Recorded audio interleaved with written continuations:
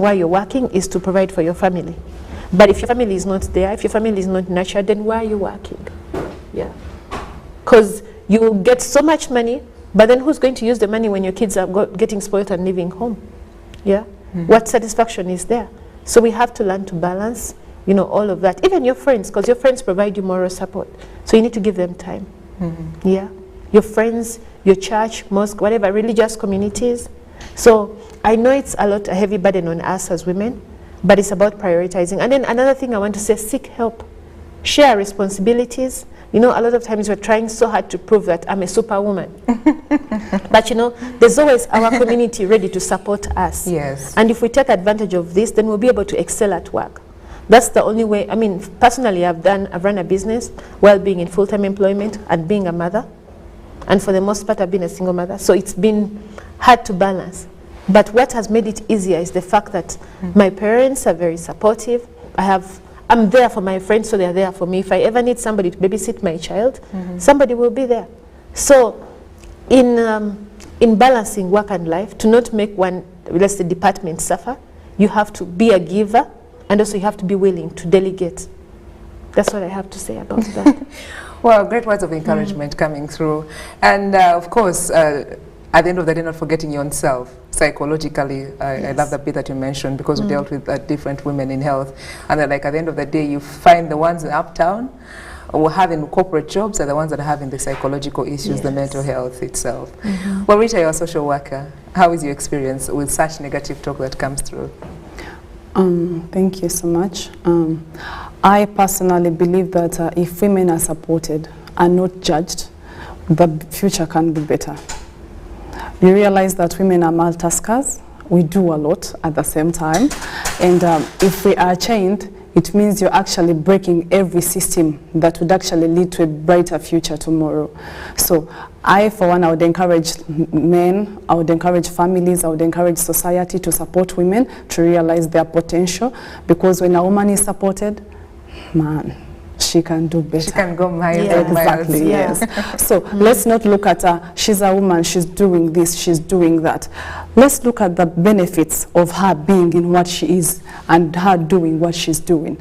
That will actually help us have a better future, because we want to see more women standing up, taking charge of every issue around them. We want to see women solving their problems.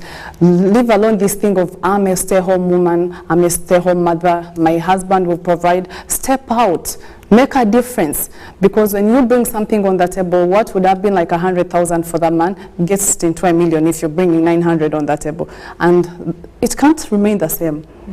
Yeah. So I believe that society, our husbands need to support us, because we can do much, much better if we are supported and allowed to fly. Thank you. Yeah. Well, just getting back to Peace, what you shared earlier on, for us to have, for the women, or for us to have a conducive environment to do our businesses and to be able to nurture these other young girls into the corporate world itself, or into the working world. You talked about some organizations that have embraced there's that bit of bringing in your children to have an experience or a feel, and then also urging other companies out there to have room also for those who have just come through for maternity leave, to have moments to bond with their children, maybe have a room, a daycare center, maybe in such organizations. What else needs to be done for us to have a conducive environment as women? Yeah, I mean, I can't say this enough.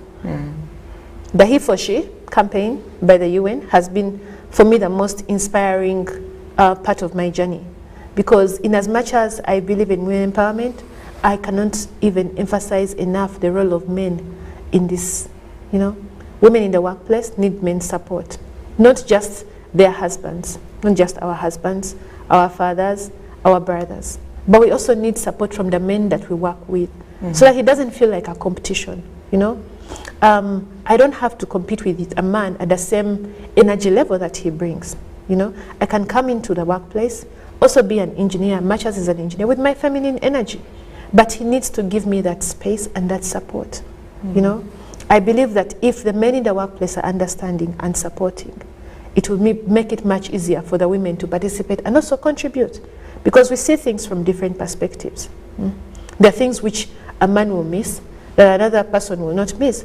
For example, in programming, we have the front-end engineers, and then we have the back-end engineers.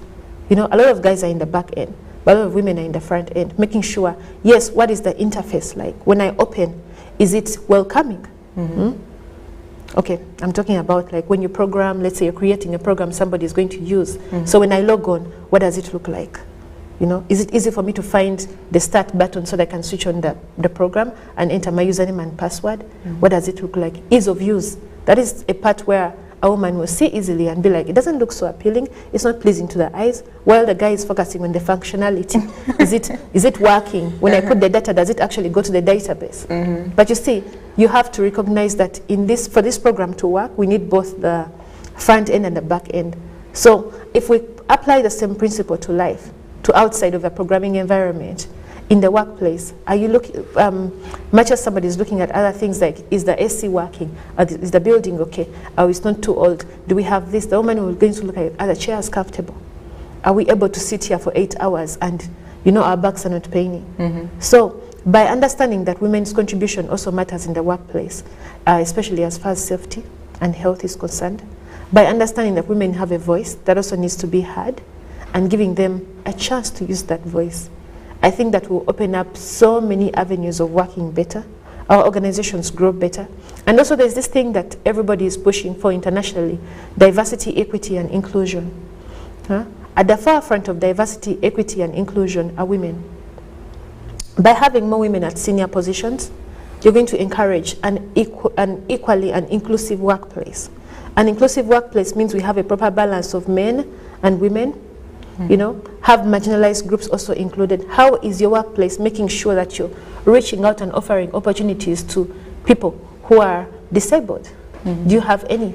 And if actually they join the workplace, but you have a 5-floor building, but there's no lift, and you're cutting them off, after 1 year they will quit, because guess what? I need to go to accounts, but I can't get there because my legs are not working. So the workplace also needs to be supportive and inclusive of not only just women, but also people of other marginalized groups, you know? Yeah. For example, if you're doing an outreach program that's supposed to reach women, have you thought about refugees? Refugee women, what are their challenges? Have you thought about the women who are not educated? You know, and that's something that we always emphasize at Zimba Women. Our solutions are tailor-made to each individual business. My challenges may not be the same as another woman who's selling tomatoes. You know, she may be richer than me. She could be exporting tomatoes to Kenya, but she's not literate. So is her solution similar to mine, who's selling tomatoes at Carrefour? I guess not. But she also needs a solution for her business that is inclusive of the fact that she's not educated. It has to be accommodative and embracing all of us to enjoy So business. you know, in summary, I just want to say that we have to look at all the factors, not just as a woman, but also literacy levels. Straight from the housewife. Yes, straight from the housewife who's just breaking out and wants to sell. As she drops off her kids to work, can I use my car to deliver clothes? How are you helping her to do Much that? as what she's experiencing is quite taxing. Yes. She has to be accommodated as well. And then we have to think about unpaid care work. Exactly. You know, we look at, during the lockdown, we worked from home. A lot of us worked from home. And there was so much work because you're working, but also you're looking after your family. You're cooking, you're cleaning, you're supervising, all these things which are happening around. So you'd walk in and say hello and then walk away. So, yeah. Well, Rita, with your findings and experience, what needs to be done for you to have a better place or a conducive environment?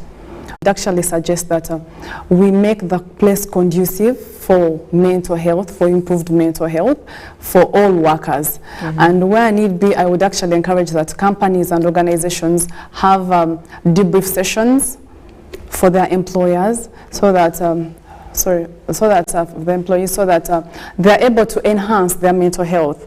Yeah, because if you keep on doing something day in, day out, year 1, year 2, year 3, by the time you reach on year 2, you are exploding. So I believe that if we are able to integrate a behavior of having like breaks, having team building sessions, then we can be able to realize better mental health for our employees. Thank you. Yeah, that's very important. Well, We shall be getting to know more about you women. Quite interesting. Well, they've worked for different organizations, they've been here and there, they've done it, and the experience is quite amazing. But before we get to that, there's balancing the children, being a wife, and also being an employee somewhere else, and then you're also having your own business at that. At some point, you need to sit and fall and have that beat for yourself, have a me time. Yeah, of course, the husband has to understand, and the children, you're like, you need to go out. You need to go out and play, find something to do. So that you have that bit of you to energize and get yourself back on board. What wrong have we done as women? Have we neglected the men at some point, or have we thought about ourselves and our business as a focus, and then the child would be like, Mom, you've been so much on your phone. They would go complaining at some point. What do you think we need to change as women that we've not done right? I think we really should stay as a society. Yeah, because, you know, there's so much pressure on us, you know, constantly. Why are the women not doing this? Why are the women not doing this? It's always, somehow it's the woman's fault. And the society needs you as well. Yeah, and the society needs you as well. The church needs you as well. well. The church needs you, the husband needs you, the children need you, your grandmother needs you, your mother needs you. Like, there is so much, you know. Why are we not helping these women work with us better? Why are we instead just complaining about them? The woman is not, she's missing from the workplace, or she's missing from home. But how are we as a society helping women? I just want to throw that back to the rest of the people who are always complaining about the women not meeting up to their expectations. Have you actually sat down to think about how much burden she's carrying? You know, a lot of women have 2 or 3 jobs. You know, it may not be obvious, but you actually have a home to look after. That's a full-time job. A husband to look after.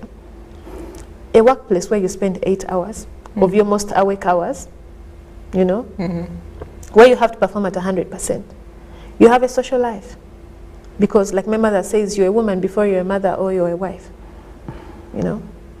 So how is society actually supporting us in this journey before they complain, like, you're not showing up to the home front, or before my boss complains, you're not performing well enough? And you're good at coming late. You're coming late. Peace, you're always late, you show up at 9. But you know what? I actually have to drop maybe my son at 7. Then my daughter's school doesn't start until 9. So I sit in the car with her, just next to my workplace, as I wait for her school to open. Has she thought about that? Has she asked me why I am late for work? To us as women, I think it's our responsibility to communicate.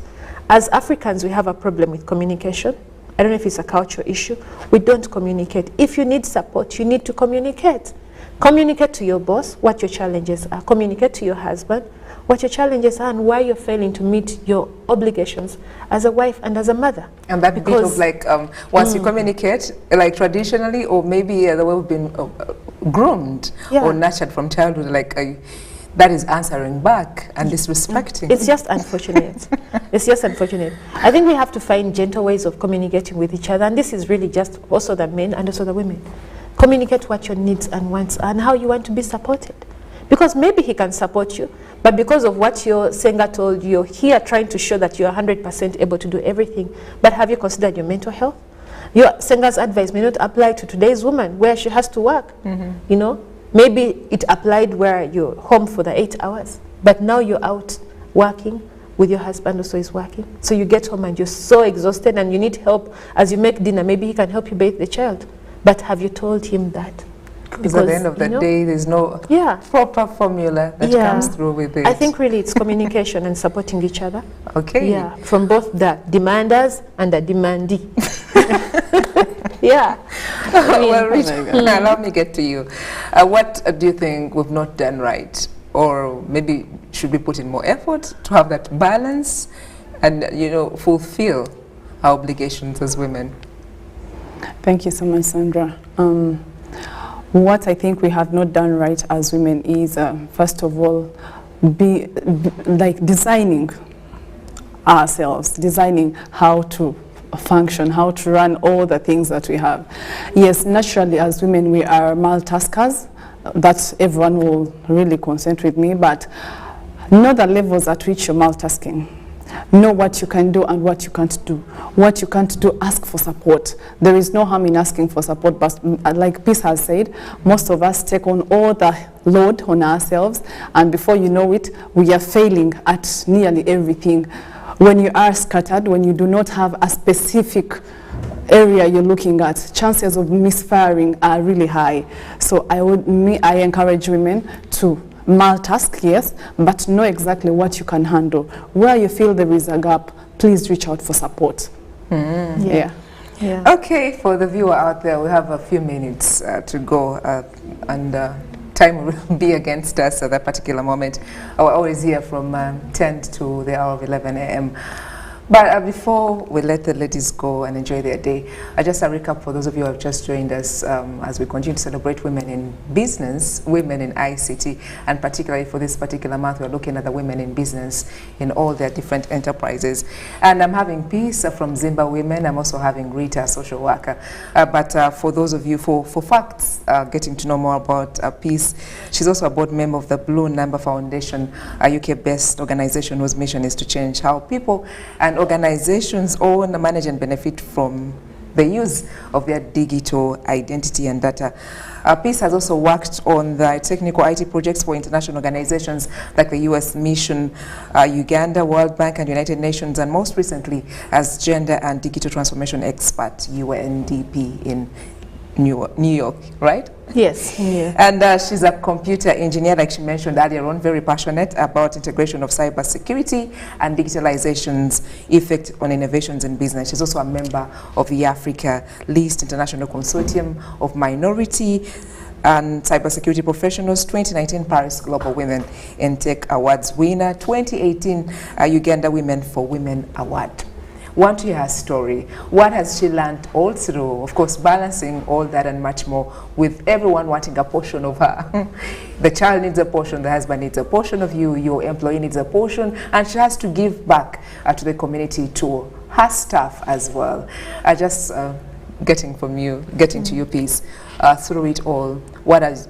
I'm sure you've registered success stories all through, but on the lighter note, Yes. what have you learned, or how has your experience been before we let you go? Yeah, so I've learned a lot. Multitasking is like my way of life, but I've also failed a lot. I don't want people to think because she's worked in the UN, she's worked for USAID, she's worked for all these big organizations, she has this successful company, it's all been a smooth journey. It's been a journey of hard work and a lot of failing, a lot of standing up and encouraging myself to stand up. But I can't say that I attribute it to me alone, but also to my community, and that's why I emphasize the role of community. Your husband, your brothers, your sisters. I come from a very supportive family. So my dad used to come home and really spend time with my child every 2 weeks. So I had that support. My parents would take away my child for a month sometimes to give me space to remember the fact that you're a woman and really focus on work, especially when I had these crazy deadlines. So that in case she's out of the home environment, she's still in a home environment where she has a mother and father figure. So that has also been really helpful. In the workplace, I failed a few times. Maybe you're trying to balance. You have a Zimba summit and then you also have a summit at work. And one of them is suffering. So also communicating these issues to your supervisor has been very important. And then I'm on a continuous journey of learning, not just academic learning, which is also very good. By the way, I have a master's in international trade. Why international trade is because of my work with Zimba Women. I believe that our women should be able to export, and in digitalizing our international trade, then we give them a chance to participate in the worldwide marketplace. But during the lockdown, I had school, I had Zimba, I had UNDP consultancy work. So I was reporting to the office in New York, which means I was working at night. Then during the day, I was working with Zimba Women. Encourage other women out there, keep focused, ask for help. Ask for help. Help is never enough. Take as much as you can, but also be there for others. The universe always gives back. If you give good energy, you get back support. So in as much as you want people to help you, how are you helping others to help you along your journey? And that is, and also seek resources that are supportive. For example, there are always these calls online for free trainings. Are we taking these trainings? Are we empowering ourselves? And this goes for all of us, whether we are educated, all of us should pick up on these resources that are there to educate ourselves more and support groups. Women working together is very, very powerful. We're able to build an army, whether financially or mentally, where we support each other on these journeys. And then lastly, I just want to urge women out there. We have a program at Zimba Women right now. Can I talk about it? Okay, we shall move to that. We shall move to that later. Let's give an opportunity to read as well. Your story, your achievements, I'm sure you've registered success stories there. How has it been like for you, maybe for the viewer, to get to know more about Rita? A social worker, very passionate about dealing with women and the youths and the children's rights activists. She's also passionate about empowering the women. She's a founder and executive director of the Amplified Voices Uganda, and Uganda CBO, whose work is aimed at advocating for a juvenile-friendly justice system in our nation. She's also a coordinator with the Zimba Women and with Zimba Women NSSF, High Innovator Project that provides business trainings, mentorship for women-led enterprises in Uganda. Your goal is to empower families. Exactly. How has your story been like? What have you learned all through? Okay. It means our society is going to be better. We will have more children. We all have a role to play in ensuring that children are given a safe space, a safe place to thrive and grow and realize their rights. So in my work, I have come to realize that all of us may have a lot we are doing, but we can start from where we are and make an impact to make tomorrow a better day for us, but it starts today. So I encourage all of us, wherever we are, whoever we are, whatever we are doing, whether you're educated or not educated, whether you are from a rich background or not, to really start that within us. Let it be a mandate for each and everyone to make an impact. You look on tagging on the right resources to be able to amplify the voices of those people that I leave behind there. Well, better explain. So it pushes to peace, yes. Right there. Yes, briefly what you do at Zimba before we let you go. So Zimba Women provides a platform for women to sell their products. Let me just say it in summary. Our goal is market access for women in business, regardless of whether your business is just starting, middle level, maturity level, whether you're running a school or a hospital, whether you're in tourism, agriculture, whether you're selling a service. We have a product for you. That's 74 million, roughly, for each woman-owned business. But you just have to be among the best 50. So please apply, reach out to us. Rita and I are here. 222, that's 2222-1681. So reach us on that number and apply for this